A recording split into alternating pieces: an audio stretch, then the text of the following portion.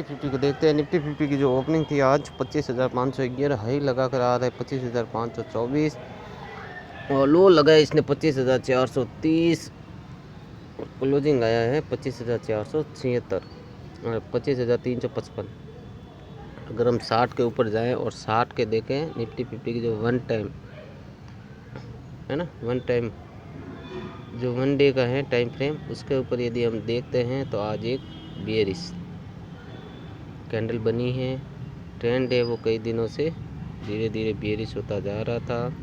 RSI है ये वाला, तो ये बेयरिश जोन में है। MACD ने अपना ट्रेंड बदल दिया है, ये कल भी अपने बताया था, और ये जो बियरिशनेस है वो कंटिन्यू करने जैसा है।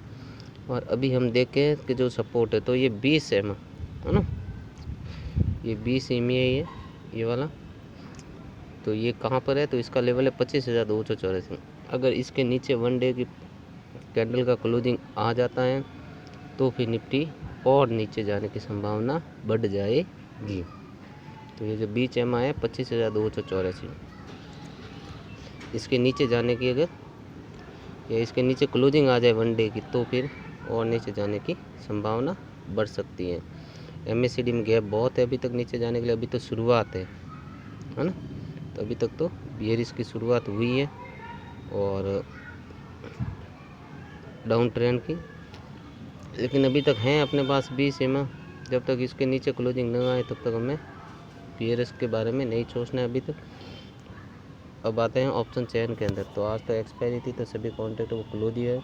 अगले 27 जुलाई की एक्सपायरी को देखें तो उसमें क्या कहता है OI डाटा, तो OI डाटा को देखें तो 25,500 से पुट राइटर बाहर निकले हैं, तो इनका हौसला इतना नहीं है ना, इतना कॉन्फिडेंस है नहीं पुट राइटर में कि मार्केट ऊपर की तरफ जाने की स्थिति में या कोई अच्छी न्यूज़ अपडेट आ जाए तो वो अलग बात है, लेकिन अभी के लिए बियरिश ही बना हुआ है। कॉल राइटर है जमकर ऐड हुए हुए हैं, पुट राइटर की संख्या कम है। पुट राइटर ज़्यादातर देखें तो 25,100 के लेवल पर है, 25,100 का लेवल, इसके बीच में इतने है नहीं पुट राइटर। और यदि हम OI डाटा का जो ग्राफ देखें तो 17 जुलाई का देखते हैं, तो इसमें देखें तो अगर चेंज इन OI में देखें तो OI डाटा कॉल राइटर है वो जमकर ऐड है, कॉल राइटर है वो जमकर ऐड है। पुट राइटर की संख्या इतनी है नहीं, ये जो रेड वाले ये पुट राइटर है, इनकी संख्या इतनी है नहीं मुकाबले, तो कॉल राइटर ज़्यादा है। और PCR को देखें तो PCR 0.69, ये अभी तक और बियरिश हो सकता है। PCR है वो अभी तक और बियरिश हो सकता है। जब 0.5 के आसपास आएगा ना तो फिर वहाँ से बैंक की उम्मीद रख सकते हैं, तब तक ये बियरिशनेस में ही है। और इंडिया विक्स को देखें तो इंडिया विक्स अभी डाउन गया है और डाउन गया है 11.67 और बियरिशनेस में ही है।